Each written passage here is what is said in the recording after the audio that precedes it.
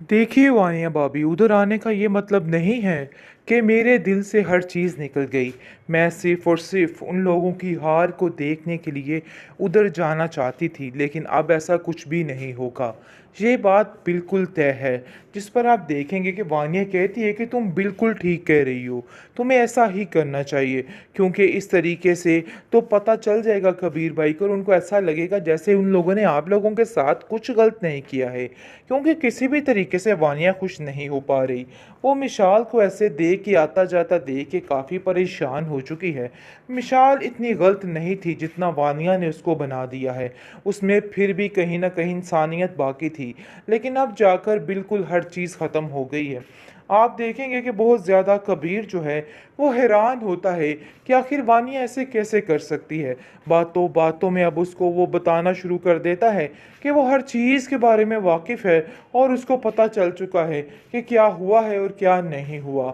ये बात बिल्कुल भी बारे में नहीं है कि जो कुछ वो करना चाह रही है ये सरासर गलत है। साफ साफ कह देता है कि देखो, ये बात तुम भी अपने दिमाग में अच्छे तरीके से बिठा के रखो कि अगर यहाँ पर तुम्हारी कोई असलियत खुल गई, सबके सामने आ गई, तो एक पल के लिए भी समीर तुम्हें इधर नहीं रहने देगा। ये बात जितनी जल्दी हो सके समझ जाओ, तुम्हारे लिए बेहतर है। लेकिन जी आप देखेंगे कि उल्टा इस बात पर गुस्सा आ जाता है उसको और वो कहती है कि आखिर आप लोग कैसी बातें कर रही हैं।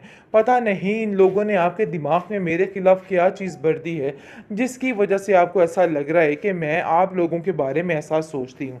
हालांकि ऐसी कोई भी बात नहीं है। तो बेहतर यही है कि आप भी मेरे लिए सारी बदगुमानियां दिल से निकाल दें। महविश कहती है कि इधर कोई किसी के खिलाफ बदगुमानी नहीं फैला रहा है, और अगर आपको ऐसा लग रहा है तो बिल्कुल गलत लग रहा है, क्योंकि ये सरासर बेवकूफ़ी है। और अपने दिल से इस तरह की बातों को हटा दीजिए। मैं आप लोगों का बुरा नहीं चाहती, बल्कि जैसे कबीर आप लोगों से प्यार करते हैं वैसा ही प्यार मुझे आप लोगों से है। लेकिन इस चीज़ की समझ किसी और को नहीं आ रही। सब महविश को ही गलत कह रहे हैं और कह रहे हैं कि इसकी वजह से ही सब कुछ हुआ है और सब कुछ करने वाली ही ये है। हम इसे कभी माफ़ नहीं कुछ नहीं। करें और उन लोगों को सिर्फ और तबाह और फना होता देखना चाहती है। असल में और कुछ भी वानिया का मकसद बाकी नहीं है। जिस जिसने अपने भाई का दिल तोड़ा वो कभी आगे नहीं बढ़ सकेगा। ये चीज़ का अंदाज अभी किसी को बार बार नहीं हुआ। कॉल करती और कहती है कि मैं बिल्कुल अकेली पड़ चुकी हूँ। तुम मुझसे बात क्यों नहीं कर रही? तुम महविश के पीछे लग के कैसे अपनी बहन से रिश्ता तोड़ सकती हो? आगे से जोया कहती है कि पता नहीं क्यों आप लोग महविश को गलत समझते हैं, लेकिन ऐसा कुछ भी नहीं है। मैं आपको यकीन दिलाती हूँ कि वो आप लोगों की बहुत हमदर्द है, लेकिन जो कुछ आपने किया है बड़े भैया के साथ वो बिल्कुल भी काबिल कबूल नहीं है। महविश को गलत कहा और या फिर बड़े भैया को, उसका मेरे साथ कोई भी रिश्ता नाता नहीं है। बहरहाल जी आप देखेंगे कि फरी बहुत उदास और परेशान रहने लग जाती है। दिन ब दिन इतनी परेशानी उसको घेर लेती है कि शुएब भी इस बात को समझ जाता है और कहता है कि देखो फरी, अगर तुम्हारा दिल है वापस जाने को तो तुम जा सकती हो, क्योंकि शुएब को समझ आ चुकी है कि वापसी का रास्ता उसको ज़रूर रखना चाहिए और ये बहुत बड़ी गलतफहमी हो जाएगी, क्योंकि अगर वापसी का रास्ता ना किया तो मामला काफ़ी ज़्यादा सरगर्म हो जाएगा और उसके अगले खर्चे कैसे पूरे होंगे। इसलिए वो ठान लेता है कि वो दोबारा उन लोगों से तल्लुक बना के रखेगा। जिस पर वो फरी को कहता है कि मैं तुम्हें कल ही लेके जाऊंगा और जाकर तुम बड़े भैया से मिल के हो, और अगर हमारी वजह से उनका दिल दुखाए ना तो हम उनसे माफ़ी मांगने के लिए तैयार हैं। मैं तुम्हारे लिए कुछ भी कर सकता हूँ। जिसको सुनकर वो कहती है कि नहीं, मैं आपकी जिल्लत बर्दाश्त नहीं कर सकती। मैं अब उन लोगों के दरवाजे पे नहीं जाने वाली, चाहे जो मर्जी हो जाए। इसलिए बेहतर यही है कि आप भी ये बात अपने जहन से निकाल दें। अब गुजर जाना बिल्कुल गलत हो चुका है। बेहतरीन ड्रामा सीरियल बड़े भैया के इस एपिसोड में आप देखेंगे कि साफ साफ बता दिया है मैं विस्ने के देखिए कबीर, मुझे ऐसा लगता है कि ये लोग अभी तक मेरे बारे में ठीक नहीं हुए। मैंने बार बार इन लोगों की गुफ्तगू सुनी है, लेकिन इनकी गुफ्तगू बिल्कुल भी सुनने के काबिल नहीं है। हम दोनों के इस कदर खिलाफ बोलते हैं कि ये लोग, कि मैं आपको क्या बताऊं, जिसको सुनकर वो हैरान हो जाता है कि आखिर ऐसा कैसे हो सकता है। वो साफ साफ कहता है महविश को कि मुझे लगता ही नहीं कि अलमीर की पसंद इतनी घटिया हो सकती है, उसने तो हर चीज़ ख़त्म कर डाली। जिस पर महविश कहती हैं कि इसमें अलमीर का क्या कसूर है। अलमीर का तो कोई कसूर नहीं है, बल्कि वानिया का किरदार है, क्योंकि मैंने कितनी दफ़ा अपने कानों से सुना है कि वानिया खुद समझा रही होती है और मिशाल का दिमाग ख़राब कर रही होती है। बल्कि अब तो छोड़ो, अब तो उसने अलमीर को भी नहीं बख्शा। अलमीर भी मेरे इतने शदीद खिलाफ हो चुका है कि बस आपको क्या बताऊं। जिसको सुनकर आप देखेंगे कि वो कहता है कि अलमीर कैसे तुम्हारे खिलाफ हो सकता है। मुझे तो इस चीज़ की हैरत हो रही है। मैं खुद इस वानिया से बात करता हूँ, आखिर ये सब कुछ चाहती क्या है। अरे भाई, सब कुछ इसकी मर्जी के मुताबिक किया जा रहा है, लेकिन फिर भी इसकी हड्डी में चैन ही नहीं है। मुझे तो ऐसा लगता है कि इसकी थोड़ी टकाई करनी पड़ेगी, क्योंकि ये औरत ऐसे बाज नहीं आएगी। मैंने इसके आंसू देखे इसको यहाँ पे रख लिया था, लेकिन इसका मतलब ये नहीं है कि मैं इसको कुछ भी नहीं कहूँगा।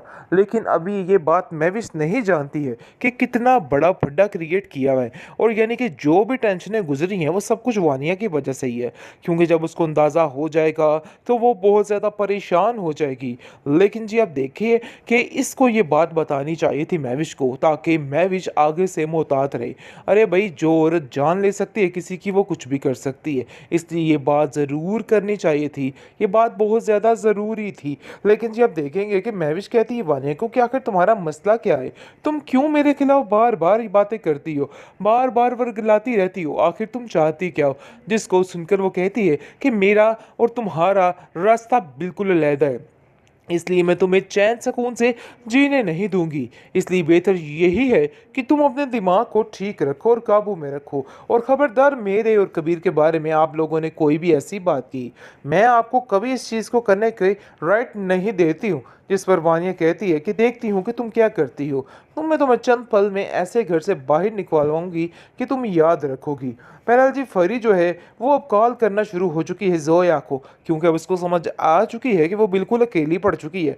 इसलिए जी वो बार बार कॉल करती है और कहती है कि मैं बिल्कुल अकेली पड़ चुकी हूँ, तुम मुझसे बात क्यों नहीं कर रही, तुम महविश के पीछे लग के कैसे अपनी बहन से रिश्ता तोड़ सकती हो। आगे से जोया कहती है कि पता नहीं क्यों आप लोग महविश को गलत समझते हैं, लेकिन ऐसा कुछ भी नहीं है। मैं आपको यकीन दिलाती हूँ कि वो आप लोगों की बहुत हमदर्द है, लेकिन जो कुछ आपने किया है बड़े भैया के साथ वो बिल्कुल भी काबिल कबूल नहीं है।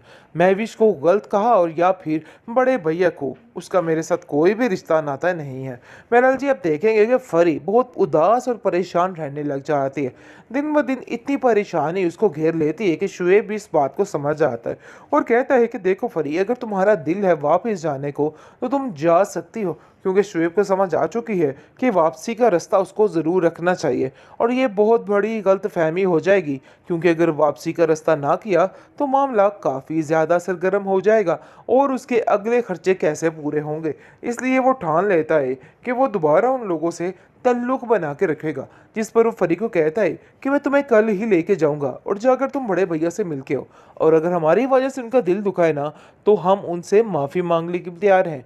मैं तुम्हारे लिए कुछ भी कर सकता हूँ। जिसको सुनकर वो कहती है कि नहीं, मैं आपकी जिल्लत बर्दाश्त नहीं कर सकती। मैं अब उन लोगों के दरवाजे पे नहीं जाने वाली, चाहे जो मर्जी हो जाए। इसलिए बेहतर यही है कि आप भी ये बात अपने जहन से निकाल दें। अब उधर जाना बिल्कुल गलत हो चुका है।